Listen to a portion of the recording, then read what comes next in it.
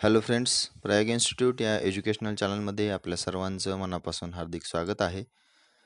आपल्या combine exam प्रिपरेशनसाठी जी 24 मार्च रोजी होणारी एक्झाम आहे, त्यानिमित्त इकॉनॉमिक्स टॉपिकमध्ये जे काही घटक आहेत, त्या घटकांवरती आपण MCQs बनवलेले आहेत आणि अतिशय इम्पॉर्टंट MCQs आहेत. आता राष्ट्रीय उत्पन्न या चॅप्टरवरती आपण त्यामध्ये डिस्कस करणार आहोत. आता या राष्ट्रीय उत्पन्नाशी रिलेटेड जे क्वेश्चन्स आपल्याला परीक्षेमध्ये विचारले जाऊ शकतात किंवा राष्ट्रीय उत्पन्न नेमकं काय आहे या फॅक्टसोबतच्या सर्व गोष्टी आपण या MCQजमध्ये डिस्कस करणार आहोत, जेणेकरून तुमचा कुठलाही मुद्दा राष्ट्रीय उत्पन्नाच्या संदर्भात परीक्षेमध्ये आला तरी त्याचा मार्क हा तुमचा जाणार नाही. ठीक आहे. तर आपल्या MCQजला आपण सुरुवात करूया वेळ न वाया घालवता. सर्वजणांचा सेल्फ स्टडी चालूच असेल. अधूनमधून ज्या डिफिकल्टीज असतील त्या व्हिडिओमधून आपण या ठिकाणी सॉल्व आउट करून घेणार आहोत. तर राष्ट्रीय उत्पन्नाशी रिलेटेड आपण एक 20 क्वेश्चन्स यामध्ये डिस्कस करणार आहोत.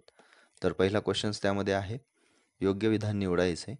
राष्ट्रीय उत्पन्न गणनेकरिता मध्यमवर्ती वस्तू या पुनर्विक्रीसाठी खरेदी करण्यात आलेल्या असतात, तसेच अंतिम वस्तू या पुनर्विक्रीसाठी नसतात. दोन विधानं दिलेली आहेत. दोन्ही विधानांमध्ये योग्य विधान आपल्याला निवडायचं आहे.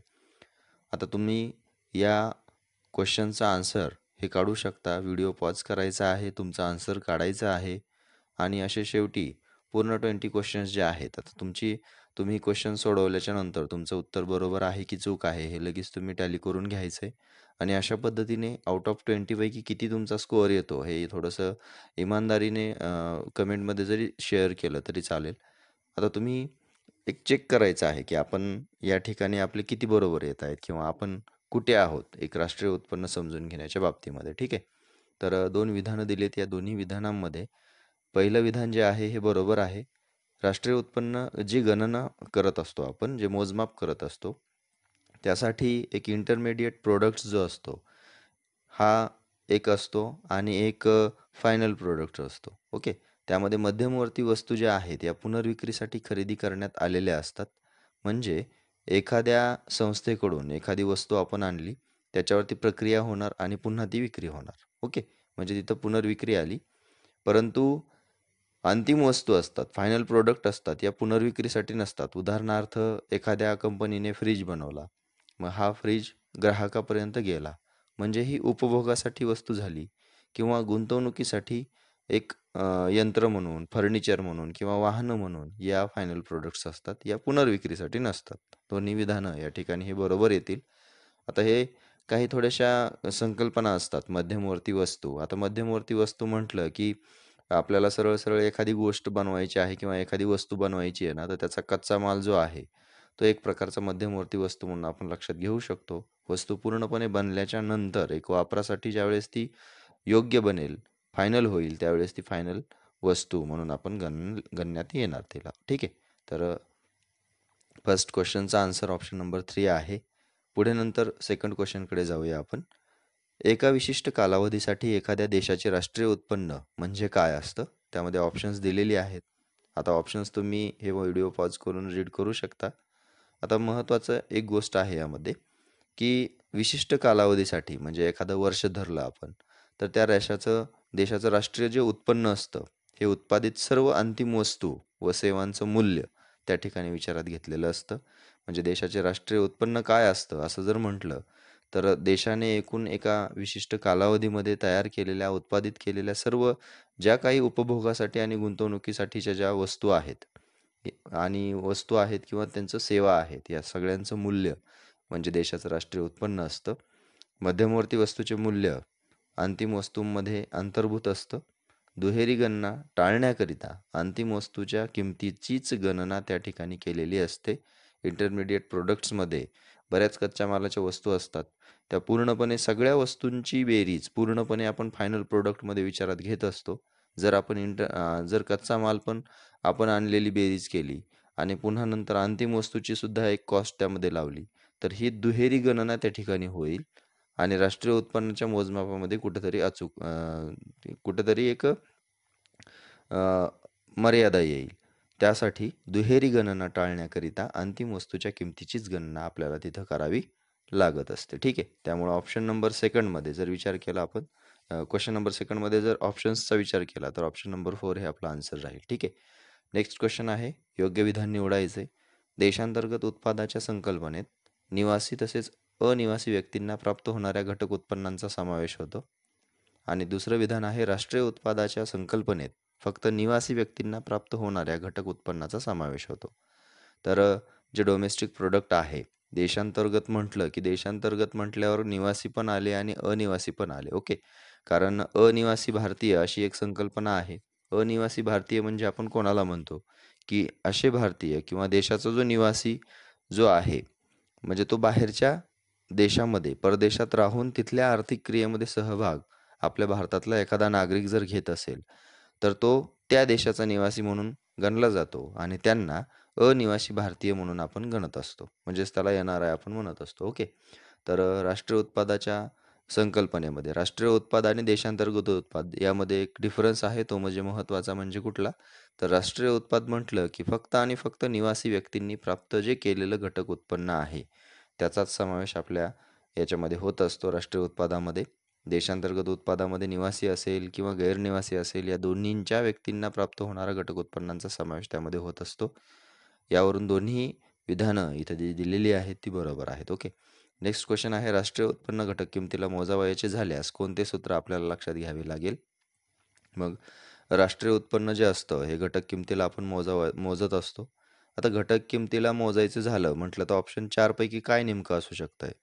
तर त्यामध्ये मार्केट प्राईजनुसार जर विचारात घेतला आपण तर बाजारभाव हा सुद्धा असतो, बाजारभाव. आणि बाजारभावानुसार राष्ट्रीय उत्पन्न आपण जर गणलं तर त्यामध्ये अप्रत्यक्ष करामुळे बाजारभाव हा नेहमी वाढलेला असतो आणि अनुदानामुळे तो कमी झालेला असतो. म्हणून घटक किमतीला जर राष्ट्रीय उत्पन्न मोजायचं असेल तर बाजारभाव वजा अप्रत्यक्ष कर आणि अनुदानं त्याच्यामध्ये आपल्याला मिसळावी लागतील. त्यामुळं एक प्रकारे तो कमी होत जाईल आणि हेच सूत्र आपल्याला योग्य राहील. त्यामुळं ऑप्शन नंबर 3 हे त्याचा आन्सर राहणार आहे.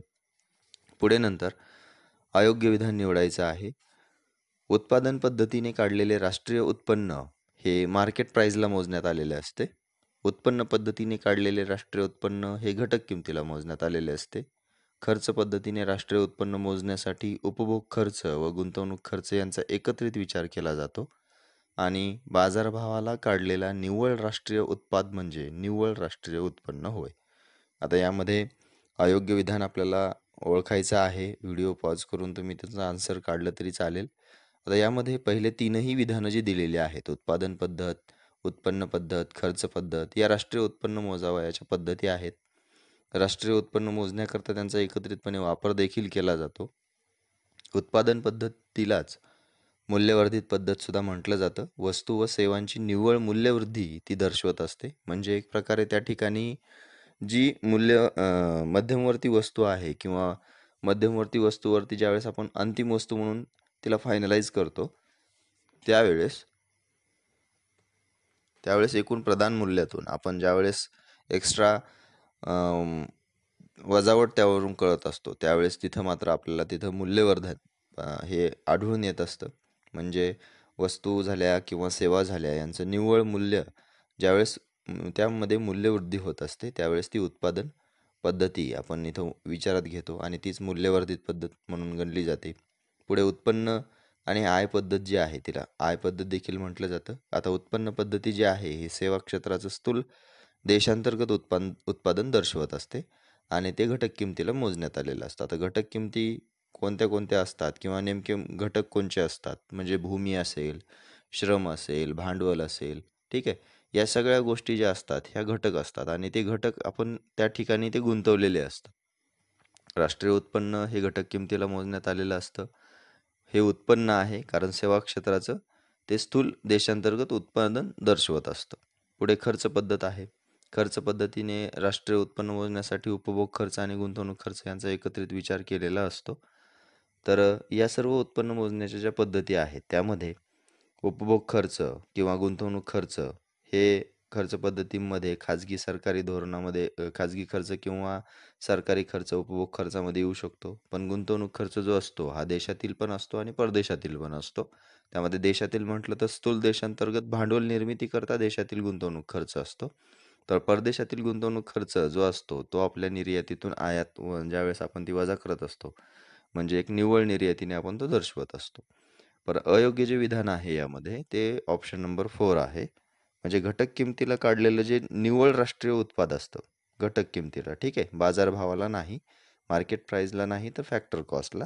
म्हणजे घटक किमतीस काढलेलं निव्वळ राष्ट्रीय उत्पाद जे असतं, म्हणजे घसारा वगैरे वजा करून स्थूलमधून, म्हणजेच त्यालाच आपण निव्वळ राष्ट्रीय उत्पन्न असंही म्हणत असतो. त्यामुळं अयोग्य विधान हे ऑप्शन नंबर 4 आहे. त्या ठिकाणी बाजारभावाला काढलेला याच्या ऐवजी घटक किमतीला काढलेला निव्वळ राष्ट्रीय उत्पाद, निव्वळ राष्ट्रीय उत्पन्न होय असं आपण त्या ठिकाणी म्हणू शकतो. ठीक आहे. पुढे नेक्स्ट क्वेश्चनकडे जाऊया आपण. उत्पन्न 20 रुपये इतके सांगितले. पुढे राष्ट्रीय रेखा प्रणालीचे जनक म्हणून VKRV राव यांना मानले जाते. पुढे सर्वप्रथम वैज्ञानिक पद्धतीने राष्ट्रीय उत्पन्नाची गणना ही फिडले शिरास यांनी केली. आणि चौथं विधान आहे राष्ट्रीय उत्पन्न समितीची स्थापना 4 ऑगस्ट 1949 रोजी PC महालनोबिस यांच्या अध्यक्षतेखाली झाली. आता यामध्ये पर्यायसुद्धा दिलेली आहेत. योग्य विधान आपल्याला निवडायचं आहे. पहिलं विधान तर बरोबरच आहे. 1867-68 मध्ये भारताचे राष्ट्रीय उत्पन्न 340 कोटी दर्शवून दरडोई उत्पन्न 20 रुपये इतकं सांगितलं. कृषी आणि गैर कृषी क्षेत्रामध्ये विभागणी करण्यात आलेली होती. Poverty and un-British rule in India हा दादाभाई नौरोजी यांनी लिहिलेला ग्रंथ होता. पुन्हा नंतर राष्ट्रीय लेखा प्रणालीचे जनक म्हणजेच एक VKRV राव यांनी 2301 कोटी एक राष्ट्रीय उत्पन्न दर्शवलं. दरडोई उत्पन्न 72 रुपये दर्शवलं. आणि सर्वात पहिल्यांदा एक वैज्ञानिक पद्धतीने त्यांनी राष्ट्रीय उत्पन्नाची गणना केली. त्यामुळं एक राष्ट्रीय लेखा प्रणाली त्यांनी विकसित केली, म्हणून त्यांना जनक मानलं गेलं. त्यामुळं दुसरं विधानसुद्धा बरोबर आहे. परंतु तिसऱ्या विधानात वैज्ञानिक पद्धतीने राष्ट्रीय उत्पन्नाची गणना ही फिडले सिरास यांनी केली असं दिलेलं आहे, ते चुकीचं आहे. VKRV राव यांनीच केलेली आहे ती. फिडले सिरास यांनी 1911 मध्ये 1942 कोटी राष्ट्रीय उत्पन्न दर्शवलेलं होतं आणि दरडोई उत्पन्न 80 रुपये त्या ठिकाणी त्यांनी दर्शवलेलं होतं. राष्ट्रीय उत्पन्न समितीची स्थापना देखील 4 ऑगस्ट 1949 मध्ये झाली. स्वातंत्र्य प्राप्तीच्या नंतरची राष्ट्रीय उत्पन्न समिती ही स्थापन झालेली आहे, किंवा राष्ट्रीय उत्पन्न मोजण्याच्या पद्धतीकरिता एक समिती नेमण्यात आली PC महालनोबिस यांच्या अध्यक्षतेखाली. आणि त्याचे सदस्य देखील VKRV राव होते, DR गाडगीळ होते. यांच्यामध्ये या समितीची ज्यावेळेस स्थापना झाली त्यावेळेस त्यांनी एक अहवाल सादर केलेला होता की राष्ट्रीय उत्पन्नाची गणना जी आहे ही चालू किंवा स्थिर किमतीवर करणं आवश्यक आहे की नाही. तर त्यामध्ये यांनी अहवाल 1951ला दिला, अंतिम अहवाल 1954ला दिला. समितीच्या शिफारशीनुसार NSSची स्थापना झाली. NSS म्हटलं तर नॅशनल सॅपल सर्वे आहे, 1950ला स्थापन केलं ते. आणि CSO आहे, याची देखील स्थापना 1954ला झालेली आहे. कधी कधी आपल्याला क्वेश्चन हा विचारला जाऊ शकतो की CSO असेल किंवा NSS असेल, यांची स्थापनेची शिफारस कोणत्या समितीने केलेली होती, तर ती राष्ट्रीय उत्पन्न समितीने केलेली होती. ओके. तर ऑप्शन नंबर जर बघितला तर ऑप्शन नंबर 2 हे त्याचा आन्सर राहणार आहे योग्य विधानांमधलं. नेक्स्ट क्वेश्चन आपण बघूया आता. यामध्ये योग्य विधान आपल्याला निवडायचं आहे. CSOचे मुख्यालय दिल्ली येथे आहे. औद्योगिकी सांख्यिकी विंग ही कोलकाता येथे आहे. CSOचं मुख्यालय दिल्ली आणि औद्योगिकी सांख्यिकीची विंग जी आहे ही कोलकाता या ठिकाणी आहे. 1954 मध्ये CSOची स्थापना राष्ट्रीय समितीनुसार, उत्पन्न समितीनुसार झाली.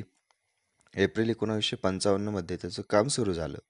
आणि नॅशनल अकाउंट स्टॅटिक्स हा अहवाल देखील या CSO मार्फत प्रकाशित केला जातो. त्यामध्ये देशाचं राष्ट्रीय उत्पन्न असेल किंवा वेगवेगळी काही निर्देशांक असतील ते सुद्धा त्या ठिकाणी जाहीर केली जातात.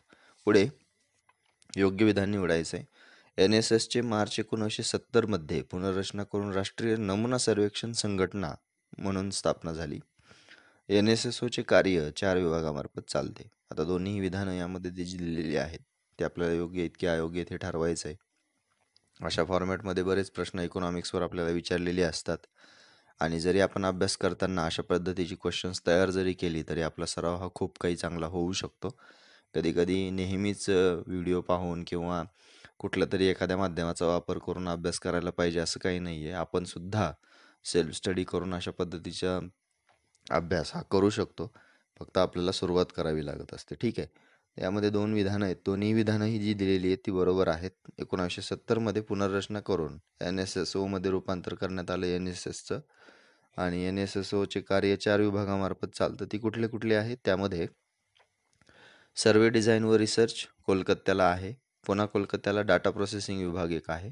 2 विभाग झाले किंवा 2 कार्यालय झाली त्या ठिकाणी. पुढे फील्ड ऑपरेशन आहे नवी दिल्ली आणि फरीदाबाद या ठिकाणी.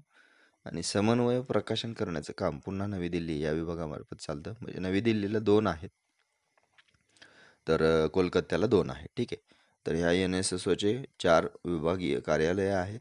4 विभागामार्फत त्याचं काम हे पूर्ण होत असतं. NSSO बद्दल योग्य विधान निवडायचं आहे. 3 विधानं दिलेली आहेत. दर 5 वर्षांनी घरगुती उपभोग खर्च सर्वेक्षण केले जातं. दर वर्षास औद्योगिक सर्वेक्षणासाठी आकडेवारीचे संकलन केले जाते. NSSO मार्फत सर्वेक्षण या नावाने एक द्वैवार्षिक जर्नल प्रकाशित केली जाते. आता NSSO बद्दल आपण 2-3 क्वेश्चन्स बघितलेली आहेत. मला तर काही वाटत नाही की आता तुमचा NSSO बद्दल कुठलाच क्वेश्चन हा चुकायला पाहिजे. ठीक आहे.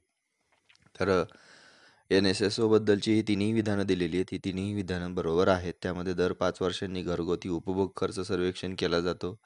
औद्योगिकी सर्वेक्षणासाठी आकडेवारीचे संकलन दरवर्षी केलं जातं. NSSOच्या मार्फत सर्वेक्षण या नावाने एक द्वैवार्षिक सुद्धा प्रकाशित त्या ठिकाणी होत असतं. पुढे आहे योग्य विधान निवडा. 2 विधानं दिलेली आहेत. जानेवारी 2000 मध्ये राष्ट्रीय सांख्यिकीय आयोग स्थापन करण्यात आला. 12 जुलै 2005 रोजी कायमस्वरूपी राष्ट्रीय सांख्यिकीय आयोगाची स्थापना करण्यात आली. पहिलं विधानमध्ये जानेवारी 2000 मध्ये राष्ट्रीय सांख्यिकी आयोगाची जी स्थापना करण्यात आलेली होती ही डॉक्टर सी रंगराजन यांच्या अध्यक्षतेखाली स्थापना करण्यात आलेली होती. यामध्ये 12 जुलै 2006 रोजी त्यांनी असं सांगितलं की कायमस्वरूपी राष्ट्रीय सांख्यिकीय आयोग स्थापन करण्यात यावा. त्यामुळं त्यांच्या शिफारशीनुसार 2006 मध्ये 12 जुलै 2006 मध्ये सुरेश तेंडुलकर यांच्या अध्यक्षतेखाली राष्ट्रीय सांख्यिकीय आयोग स्थापन करण्यात आला. राष्ट्रीय सांख्यिकीय आयोगाच्या अध्यक्षाची जर पात्रता परीक्षेमध्ये आपल्याला विचारली तर त्यामध्ये किमान वय त्यांचं 55 वर्ष असणं आवश्यक आहे. पदावर राहण्याचा कार्यकाळ 3 वर्षाचा आहे आणि वयाची जवळपास 70 वर्षापर्यंत किंवा पदावधी 3 वर्ष या पात्रतेनुसार त्यांची निवड अध्यक्षपदावरती होऊ शकते. यामध्ये अविधान बरोबर आहे. दुसरं विधान जे आहे हे चुकीचं आहे. 4 मे 2016 रोजी राधा विनोद बर्मन यांची निवड 3 वर्षाकरिता या राष्ट्रीय सांख्यिकीय आयोगाच्या अध्यक्षपदी झालेली आहे. पुढे योग्य विधान विचारात घ्यायचे. CSOने 1948-49 रोजी हे 48-49 हे आधारभूत वर्ष 1956 मध्ये राष्ट्रीय उत्पन्नाची गणना करता जाहीर करण्यात आलं आणि आताचे आधारभूत वर्ष 2011-12 हे आहे. तर दोन्ही विधानं या ठिकाणी बरोबर आहेत. 8वी शृंखला आता सध्या चालू आहे. के सुंदरम यांच्या सल्लागार समितीच्या नुसार जानेवारी 2015 मध्ये 2011-12 हे राष्ट्रीय उत्पन्नाच्या गणनेकरिता आधारभूत वर्ष मानलेलं आहे. आधारभूत जे वर्ष आपण मानत असतो त्याचा निर्देशांक किंवा त्याचा अंक हा 100 असतो आणि स्थूल किंवा वास्तविक विनिमय दर असेल किंवा मौद्रिक विनिमय दर असेल यांच्यासाठी या फॅक्ट आपल्याला महत्त्वाच्या आहेत. मौद्रिक म्हटलं की बाजारभावाला तो आपण राष्ट्रीय उत्पन्न विनिमय काढलेलं असतं आणि वास्तविक म्हटलं की त्यामध्ये स्थिर किमतीसोबत त्या मौद्रिक विनिमय दराचा रेशो आपण विचारात घेत असतो आणि ही स्थिर किंमत म्हटलं की त्यासाठी आधारभूत वर्ष हे आपल्याला आवश्यक असतं. स्थिर किंमत काढण्यासाठी किंवा स्थिर विनिमय दर काढण्यासाठी आपल्याला या आधारभूत वर्षाची गरज असते. त्याचा आधारभूत वर्ष किंवा त्याचा निर्देशांक आपण 100 हा मानलेला असतो. तर पहिली 1967 मध्ये ऑगस्ट 1967 मध्ये दुसरी शृंखला सुरू झाली 1960-61 मध्ये. पहिली शृंखला 1948-49 हे आधारभूत वर्ष 1956 मध्ये CSOनं जाहीर केलेलं होतं. पुढे जानेवारी 1978 मध्ये 70-71, फेब्रुवारी 88 मध्ये 80-81, फेब्रुवारी 99 मध्ये 93-94, जानेवारी 6 मध्ये 99-2000, जानेवारी 10 मध्ये 2004-5 आणि जानेवारी 15 मध्ये 11-12 अशा पद्धतीने ही आधारभूत वर्ष या ठिकाणी घेतलेली आहेत. सर्वचे सर्व आधारभूत वर्ष जाहीर करण्यासाठी CSOनं जानेवारी हा महिना निवडलेला आहे. जानेवारी. काहीमध्ये फेब्रुवारी आलेला आहे. परंतु बऱ्याच ठिकाणी एखाद्या वेळेसच फक्त ऑगस्टमध्ये म्हणजे 1967 मध्ये ते जाहीर केलेलं आहे. पुढे दोन्ही विधानं जी आहेत ती बरोबर आहेत. पुढच्या नेक्स्ट क्वेश्चनकडे जाऊया आपण. योग्य विधान निवडायचे. आधारभूत वर्षाचा GDP अवस्थितिक हा एक असतो. दुसरं विधान आहे GDP अवस्थितिक हे किंमत वाढ किंवा किंमत घटीचे निर्देशक नसून मोजमापाचे साधन आहे. आता तुम्ही याचा आन्सर काढायचा आहे. तुम्ही पूर्णपणे हा चॅप्टर जर पुन्हा रीड केलेला असेल किंवा कुठं समजून घेतलेलं असेल, त्यामध्ये तुम्हाला या क्वेश्चनचं जर आन्सर आलं तर लक्षात घ्यायचं की तुमचा अभ्यास हा थोडासा चांगला झालेला आहे. आता आधारभूत वर्ष जे असतं, आता GDP अवस्थितिक हे काय आहे हे आपण अगोदर बघूया. आता हे GDP डिफ्लेटर जे आहे याच्यामध्ये बाजारभावाला जो मोजलेला मौद्रिक GDP असतो, तो स्थिर किमतीला जो वास्तविक GDP जो मोजलेला असतो यांचं गुणोत्तर असतं. म्हणजे मौद्रिक GDP आणि वास्तविक GDP यांचं जे गुणोत्तर असतं, यांचा जो रेशो असतो त्याला आपण GDP अवस्थितिक असं म्हणतो. आणि या GDP अवस्थितिकवरून आपल्याला किंमत वाढ किंवा किंमत घट होत आहे का हे समजतं. याचं मोजमाप नाही करता येत. ठीक आहे. म्हणजे GDP अवस्थितिक हे किंमत वाढ किंवा किंमत घटीचं निर्देशक असतं, परंतु मोजमापाचं साधन नाही आहे. ब विधान चुकीचं आहे. अ विधान बरोबर आहे. GDP अवस्थितिक हा एक असतो. एकच्या एकपेक्षा जास्त ज्यावेळेस तो निर्देशांक गुणोत्तर जाईल त्यावेळेस किंमत वाढ हे दर्शवत असतं. एकपेक्षा कमी असेल त्यावेळेस किंमत घट हे दर्शवत असतं. ठीक आहे. नक्की ते मोजमापाचं साधन आहे. मोजमापाचं साधन वेगळं आणि निर्देशन करणं किंमत वाढ होत आहे का किंमत घट होत आहे हे वेगळं आहे. त्यामुळं GDP अवस्थितिकच्या बाबतीमध्ये बऱ्याच ठिकाणी तुम्हाला कन्फ्युजन क्वेश्चन्स येतील. तर लक्षात आपण एकच ठेवायचं आहे की हा मौद्रिक GDP आणि वास्तविक GDPचा रेशो आहे. किंमत वाढ किंवा किंमत घट तो दर्शवतो, मोजमाप करत नाही. आणि तो आधारभूत वर्ष जसं आपण राष्ट्रीय उत्पन्न गणनेचं आधारभूत वर्ष जे लक्षात घेत असतो, त्यावेळेस त्या आधारभूत वर्षाचं जो निर्देशांक असतो तो आपण 100 असा मांडलेला असतो. परंतु अवस्थितिक GDPचा जो आहे, डिफ्लेटर जो आहे, त्या आधारभूत वर्षाला तो 1 हा मानलेला असतो. पुढे नेक्स्ट क्वेश्चनकडे जाऊया आपण. भारताचा GDP बद्दल खालील विधाने अचूक पर्याय निवडायचे. भारताच्या GDP बद्दलचा. भारताच्या GDP मध्ये कृषी क्षेत्राचा हिस्सा हा कमी होत गेलेला आहे. उद्योग क्षेत्राचा हिस्सा स्थिर आहे. सेवा क्षेत्राचा हिस्सा हा वाढत असून तो कृषी व उद्योग क्षेत्राच्या दीडपट आहे. कृषी क्षेत्राच्या हिस्स्यात घट होणे म्हणजेच देशाच्या अर्थव्यवस्थेत सकारात्मक बदल घडत आहे. ही सर्व विधानं तुम्ही वाचून घ्यायची आहेत. त्यामध्ये सर्वची सर्व विधानं ही बरोबर आहेत. एक भारताचा जो GDP आहे त्यामधला जर विकास बघितला तर कृषी क्षेत्राचा हिस्सा कमी होत आहे, उद्योग क्षेत्र स्थिर आहे, सेवा क्षेत्राचा हिस्सा दीडपट होत आहे. कशाच्या? कृषी आणि उद्योगाच्या मिळून. आणि कृषी क्षेत्राच्या हिस्स्यात ज्यावेळेस घट होत असते त्यावेळेस त्या अर्थव्यवस्थेत एक संरचनात्मक बदल घडून येत आहे असं त्या ठिकाणी मानलं जातं. चारही विधानं बरोबर आहेत. ऑप्शन नंबर 4 हे त्याचा आन्सर राहील. पुढे अयोग्य जोडी ओळखायची आहे. कमी उत्पन्न अर्थव्यवस्था, निम्न मध्यम उत्पन्न, उच्च मध्यम उत्पन्न, उच्च उत्पन्न अर्थव्यवस्था. त्यामध्ये पुढे डॉलरमध्ये दिलेलं आहे की एक जी अर्थव्यवस्था आहे त्या राष्ट्रीय उत्पन्न कोणाच्या दरम्यान असेल तर ते त्या वर्गीकरणामध्ये येतं अर्थव्यवस्थेच्या. ठीक आहे. तर मग हे वर्गीकरण जे आहे हे जागतिक बँकेमार्फत जो 1 जुलै रोजी वर्ल्ड रिपोर्ट जो जाहीर करण्यात येत असतो त्यानुसार कमी उत्पन्न अर्थव्यवस्था म्हटलं की $1025 कमी असतं. मध्यम उत्पन्नामध्ये 2 गट पाडलेले आहेत, निम्न आणि उच्च. त्या निम्नमध्ये $1026 ते $4035 पर्यंत आहे. उच्च मध्यम उत्पन्नामध्ये $4036 ते $12615 पर्यंत आहे. आणि उच्च उत्पन्न अर्थव्यवस्थेमध्ये $12616 पेक्षा जास्त अर्थव्यवस्थेच्या राष्ट्रीय उत्पन्नाच्या वर्गीकरणामध्ये हे 4 टप्पे येतात. चौथं जे विधान दिलेलं आहे किंवा चौथी जी जोडी दिलेली आहे ही चुकीची आहे. $12616 पेक्षा कमी असं आहे त्या ठिकाणी, तिथं जास्त असायला पाहिजे होतं. तर हे सर्व जे असतं हे जागतिक बँकेमार्फत वर्ल्ड डेव्हलपमेंट रिपोर्ट जो आहे तो त्या ठिकाणी पब्लिश केलेला असतो 1 जुलै रोजी. आता हे जागतिक बँक करते. तसंच इंटरनॅशनल मॉनिटरी फंड म्हणून एक आहे IMF, ती सुद्धा एक रिपोर्ट जारी करत असते. परंतु त्या रिपोर्टचं नाव जे आहे हे वर्ल्ड इकॉनॉमिक आउटलुक म्हणून आहे. आणि जागतिक बँकेतर्फे जो रिपोर्ट जाहीर केला जातो त्याला आपण WDR हे म्हटलं जातं. 1 जुलै रोजी तो प्रदर्शित केला जातो आणि त्याच्यानुसारच हे वर्गीकरण आपण इथं विचारात घेतलेलं आहे. नेक्स्ट क्वेश्चन आहे, योग्य विधान निवडायचं आहे. हरित GDP मध्ये राष्ट्रीय उत्पन्न मोजताना प्रदूषण व पर्यावरणातील हानींचा विचार करावा लागतो. जगामध्ये सर्वप्रथम हरित GDP मोजण्याची पद्धत चीनने सुरू केली होती. त्यामध्ये पर्याय आहेत.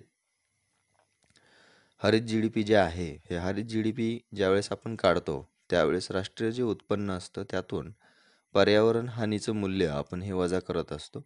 पर्यावरण हानीचं मूल्य वजा करत असताना वेगवेगळे क्रायटेरिया आहेत त्याचे, आणि त्याकरिता भारतामध्ये एक समितीसुद्धा नेमलेली आहे. त्याचे अध्यक्ष कोण आहेत हे तुम्ही कमेंट बॉक्समध्ये मेन्शन करायचं आहे. अविधान बरोबर आहे. ब विधानामध्ये सुद्धा दिलं आहे की जगामध्ये सर्वप्रथम हरित GDP मोजण्याची पद्धत चीनने सुरू केली. हे सुद्धा बरोबर आहे, कारण चीनने 2004 या वर्षाचे हरित GDPचे आकडे 2006 प्रकाशित केले होते. परंतु 2007 पासून पुन्हा त्यांनी हरित GDP काढण्याचं बंद केलं. ऑप्शन नंबर 3 हे त्याचा आन्सर राहील. या क्वेश्चनमधून तुमच्यासाठी एक क्वेश्चन असा आहे की भारतात हरित GDP करिता कोणाच्या अध्यक्षतेखाली समिती नेमण्यात आलेली होती. नेक्स्ट क्वेश्चनकडे जाऊया. भारत देश अर्थव्यवस्थे वर्गीकरणाच्या कोणत्या टप्प्यात मोडतो? जे आपण मगाशी जागतिक बँकेचं राष्ट्रीय उत्पन्नाच्या याच्यानुसार वर्गीकरण बघितलं होतं, त्यामध्ये भारत देश अर्थव्यवस्थेच्या कुठल्या वर्गीकरणाच्या टप्प्यात येतो? त्यामध्ये ऑप्शन्स खाली दिलेली आहेत. तर भारत हा निम्न मध्यम उत्पन्न गटाच्या वर्गवारीमध्ये येत असतो. ऑप्शन नंबर 2 हे त्याचा आन्सर राहील. नेक्स्ट क्वेश्चन आहे, योग्य विधान निवडा. 2 विधान दिलेले आहेत. मौद्रिक विनिमय दर हा 2 चलनाच्या खरेदी विक्रीचा दर दर्शवितो. पुढे वास्तविक विनिमय दर हा 2 चलनाच्या तुलनात्मक खरेदी शक्तीचा दर दर्शवितो. तर मौद्रिक विनिमय दर जो आहे हा 2 चलनाच्या खरेदी विक्रीचा म्हणजे डॉलर टू रुपया यांच्या खरेदी विक्रीमध्ये दर दर्शवतो. तर तुलनात्मक खरेदी शक्तीचा जो दर असतो तो रिअल एक्सचेंज रेट जो म्हणतो आपण त्याला, वास्तविक विनिमय दर जो असतो हा त्या ठिकाणी रिअल एक्सचेंज रेट म्हणून आपण विचारात घेत असतो. तुलनात्मक खरेदी शक्ती म्हणजे पर्चेसिंग पॉवर पॅरिटी, त्यालाच आपण क्रय शक्ती असं सुद्धा म्हणतो. म्हणजे एका डॉलरमध्ये काही वस्तू येतात, पण एका डॉलरची किंमत जर आपण रुपयाच्या बाबतीत बघितली तर रुपयामध्ये तेवढ्याच पैशांमध्ये किती वस्तू येतात हे खरेदी शक्ती म्हणून ठरवलेलं असतं. म्हणजे एका डॉलरमध्ये 2 पेन येत असतील तर $1 म्हणजे 70 रुपये, तर 70 रुपयामध्ये इकडे 4 पेन येऊ लागले. अशा पद्धतीने खरेदी शक्ती कोणाची जास्त आहे? मग रुपयाची जास्त आहे. अशा पद्धतीने रिअल एक्सचेंज रेट किंवा वास्तविक विनिमय दर हा 2 चलनाच्या तुलनात्मक खरेदी शक्तीचा दर दर्शवतो. हा अतिशय बारकावा या क्वेश्चनमधून आपण लक्षात घ्यायचा आहे. दोन्ही विधानं या ठिकाणी बरोबर आहेत. पुढे खालीलपैकी कोणती पद्धत अप्रत्यक्ष पद्धत म्हणून मोजणीची अप्रत्यक्ष पद्धत म्हणून आहे? उत्पन्न पद्धत, खर्च पद्धत, उत्पादन पद्धत. आता हा क्वेश्चन आपण खूप पूर्वी डिस्कस केला होता, त्यामुळे तुम्हाला याचा आन्सर येऊ शकतं. अप्रत्यक्ष पद्धत म्हटलं की त्यामध्ये प्रत्यक्ष म्हटलं की दिसणाऱ्या, आणि दिसणाऱ्या म्हटलं की उत्पादन आलं. त्यामुळं अप्रत्यक्ष म्हटलं की उत्पन्न पद्धत आहे. उत्पन्न ही वस्तू, सेवा यांचं एक प्रकारे किंमत आहे, ती अप्रत्यक्ष असू शकते, आणि खर्च पद्धत देखील अप्रत्यक्ष असू शकते. त्यामध्ये उत्पादन पद्धत ही प्रत्यक्ष आहे. त्यामुळं अ आणि ब हे त्याचा आन्सर राहणार आहे. एक लास्ट बट वन क्वेश्चन आहे आता. मौद्रिक विनिमय दरानुसार भारताचा क्रमांक आणि खरेदी शक्तीच्या आधारे भारताचा क्रमांक पर्यायातून निवडायचा आहे आपल्याला. मौद्रिक विनिमय म्हटलं की नॉमिनल एक्सचेंज रेट आहे, बाजारभावानुसार 2 चलनाच्या खरेदी विक्रीचा दर दर्शवतो, अशा पद्धतीचा मौद्रिक विनिमय दर आहे. त्यामध्ये भारताचा क्रमांक जगाच्या पाठीवरती 7वा आहे, आणि खरेदी शक्तीच्या आधारे भारताचा क्रमांक म्हणजे पर्चेसिंग पॉवर पॅरिटीच्या आधारे किंवा क्रय शक्तीच्या आधारे भारताचा क्रमांक जो आहे त्यामध्ये रिअल एक्सचेंज रेट विचारात घेतलेला असतो. त्यानुसार भारताचा क्रमांक 3रा आहे. अमेरिका, चीन, त्यानंतर भारताचा 3रा क्रमांक आहे. आता शेवटी हे सर्व 19 क्वेश्चन्स जे आपण बघितलेले आहेत ते अतिशय पूर्णपणे क्वालिटी क्वेश्चन्सच आहेत. जरी तुम्ही राष्ट्रीय उत्पन्न कुठे जरी रीड केलेलं असेल तर त्यामधून हे महत्त्वाचे प्रश्न एक्झाम ओरिएंटेड आहेत, एक्झाममध्ये विचारलेले सुद्धा आहेत, डिस्कस जे केलेलं आहे त्यामधलेच बरेच क्वेश्चन त्यामध्ये आलेले देखील आहेत. तुमच्याकरता एक क्वेश्चन आहे, तो आन्सर म्हणून कमेंटमध्ये मेन्शन करायचा आहे. स्थूल मूल्यवर्धितातून घसारा वजा केल्यास काय प्राप्त होतं? ओके. म्हणजे स्थूल तुमचं मूल्यवर्धितातून घसारा आपण ज्यावेळेस वजा करत असतो, त्यावेळेस आपल्याला काय मिळतं? निव्वळ मूल्यवर्धित, नेट व्हॅल्यू ॲडेड, 1 व 2 आणि यापैकी नाही. तर एक पूर्णपणे याचा आन्सर तुम्ही कमेंट बॉक्समध्ये मेन्शन करायचं आहे. यापूर्वीच्या व्हिडिओला दिलेल्या प्रतिसादाबद्दल सर्व विद्यार्थ्यांचं अभिनंदन. ज्यांनी कमेंट्स करून, मेल करून सांगितलं होतं, अतिशय खूप छान वाटलं आणि त्याच्यानुसारच आपण जी तुमची कंबाईनची बॅच आहे किंवा कंबाईन एक्झाम्सचे आवश्यक व्हिडिओ आहेत, ते सुद्धा आपण या ठिकाणी अपलोड करणार आहोत. निश्चितच तुम्हाला त्याचा फायदा होणार आहे. परंतु तुमचा सेल्फ स्टडी, तुमची मेहनत ही सुद्धा त्यामध्ये खूप महत्त्वाची आहे. बुद्धिमत्ता झालं किंवा इतर विषयांचा अभ्यास झालं, ह्याच्यामध्ये तुम्हाला सराव देखील खूप महत्त्वाचा आहे क्वेश्चन्सचा. ओके. तर ते तुम्ही निश्चितच कराल अशी आशा बाळगतो. आन्सर कमेंट्स करा. जे नवीन कोणी असतील त्यांनी चॅनल सबस्क्राईब करा आणि अधूनमधून याच्यामधून ज्या काही फॅक्ट्स असतील त्याबद्दल सुद्धा तुम्ही कमेंट्स करून त्यासुद्धा सुचवू शकता, जेणेकरून इतरसुद्धा कमेंट्स वाचत असतील त्यावेळेस त्यांना माहिती होत जाईल. ठीक आहे. तर भेटू आपण आपल्या पुढच्या लेक्चर्समध्ये. तोपर्यंत have a nice day. Bye bye and thank you.